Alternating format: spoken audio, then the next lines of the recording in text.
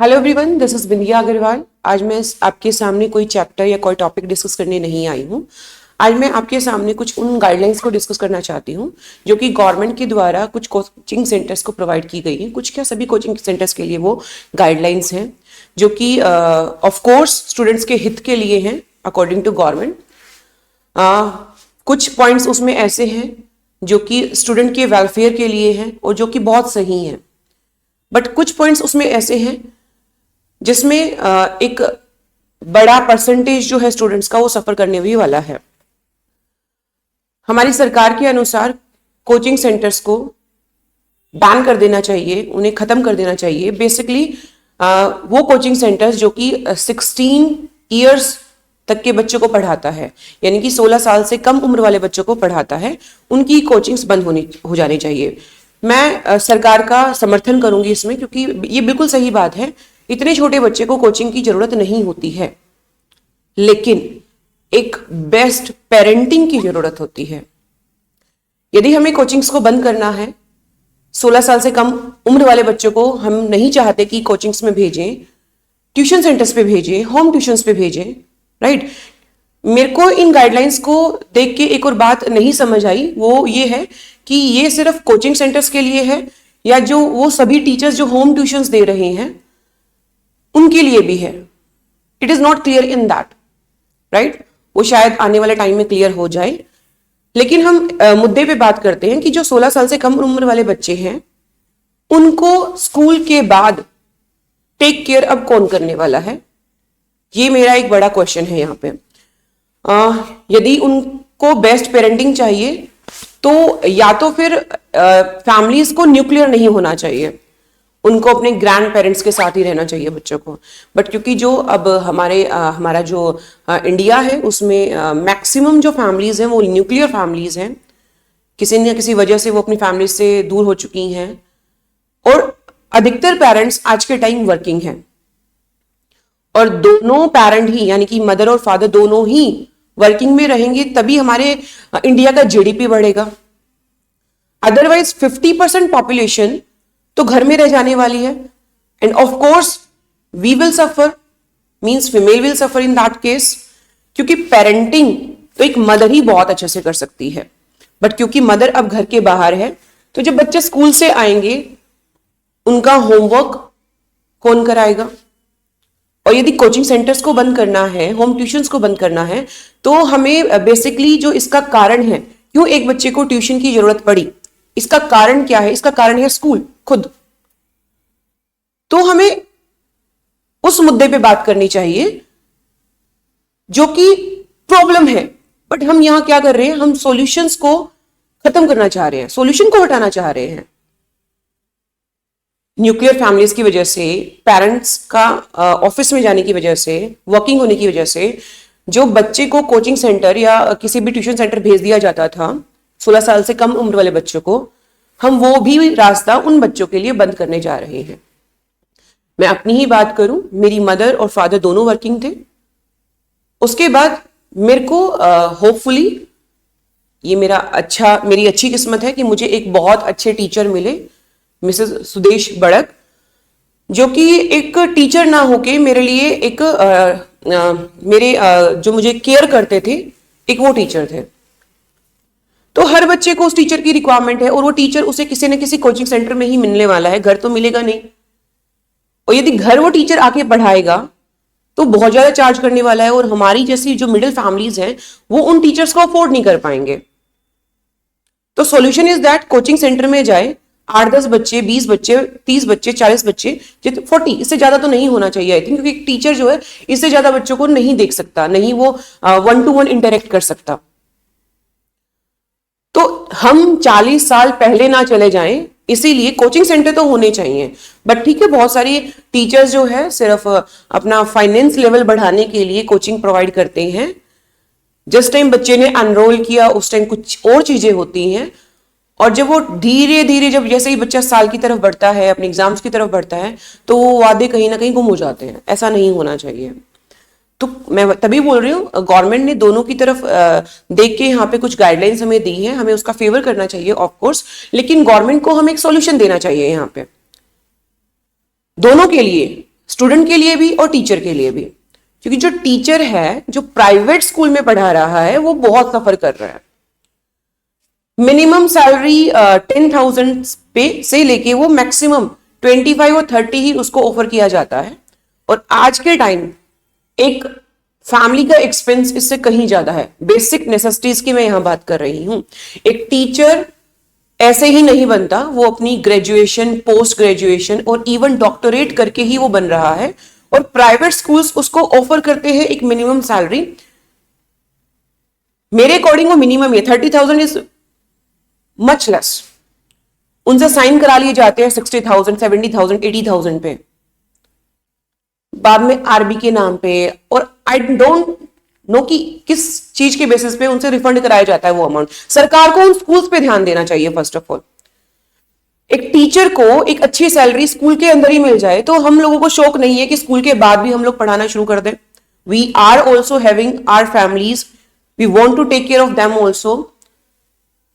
80% teacher जो private sector के अंदर हैं वो अप टू 3 PM स्कूल के अंदर पढ़ा रहे हैं, 3:15 पे बेचारे घर में कोचिंग या किसी कोचिंग सेंटर में पढ़ा रहे हैं। इतना लॉन्ग टाइम पढ़ाना किसी के लिए इतना आसान नहीं होता।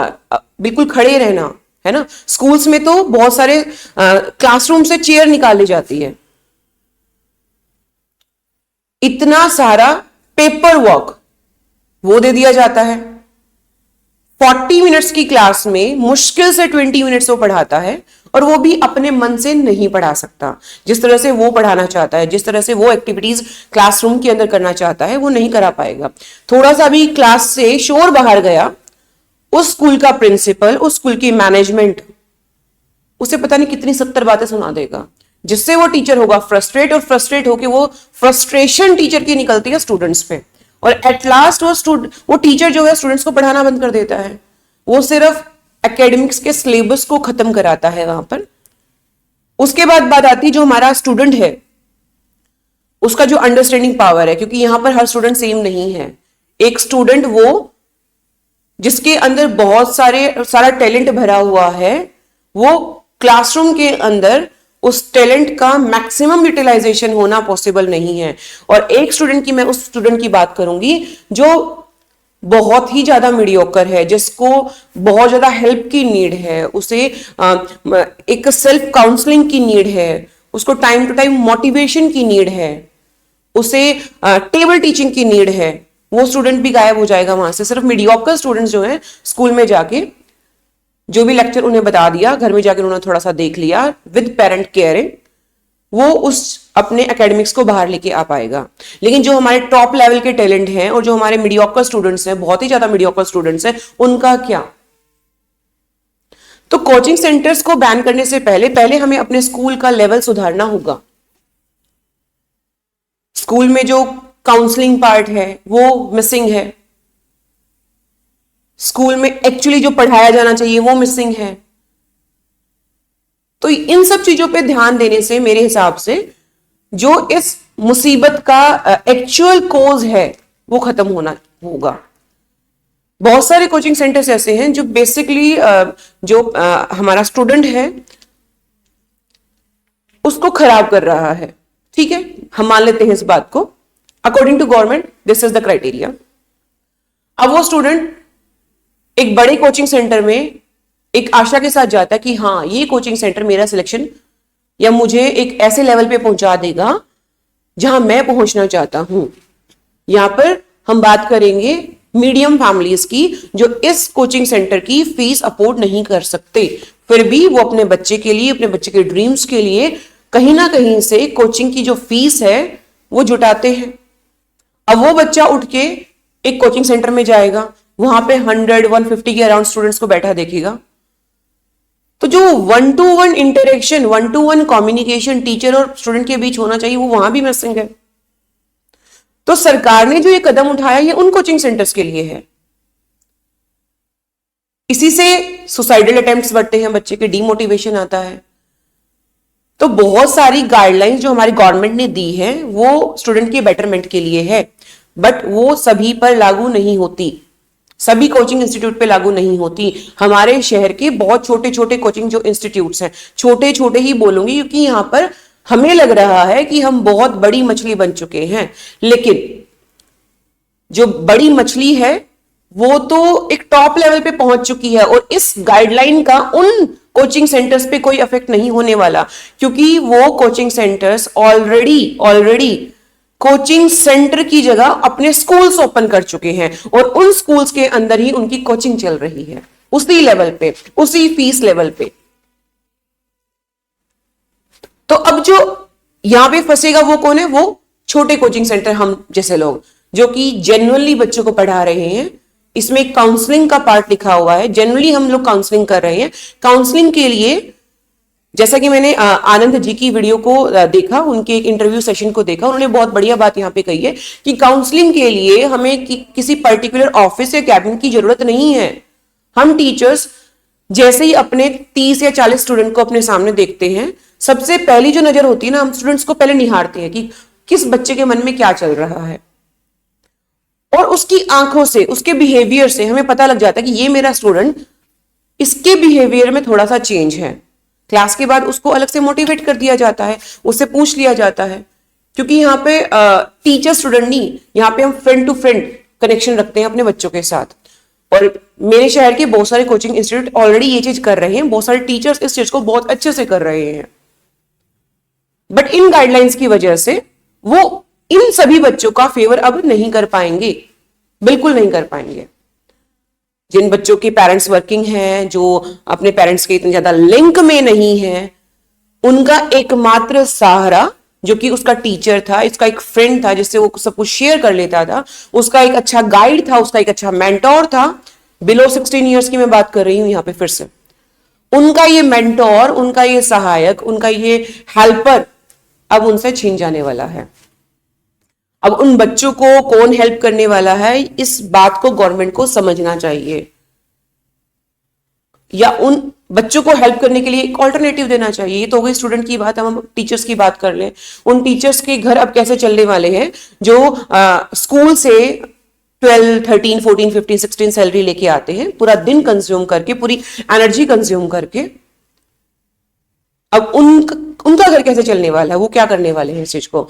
और कुछ टीचर्स की तो ये हैबिट बन चुकी है, उनका डेली रूटीन बन चुका है, 3 PM तक अपना स्कूल में, उसके बाद अपना रूटीन जो है बच्चों के साथ इंटरेक्ट करना, उनको पढ़ाना, उनसे डील करना, उनकी बातों को समझना, उनकी क्वेरीज को सॉल्व करना। उसके बाद वो क्या करने वाले, आई डोंट थिंक कि वो क्या करने वाले, क्या वो नेक्स्ट ऑप्शन देखेंगे। अभी के टाइम भी हमारी बहुत कम पॉपुलेशन टीचर बनना चाहती है, बहुत कम पॉपुलेशन।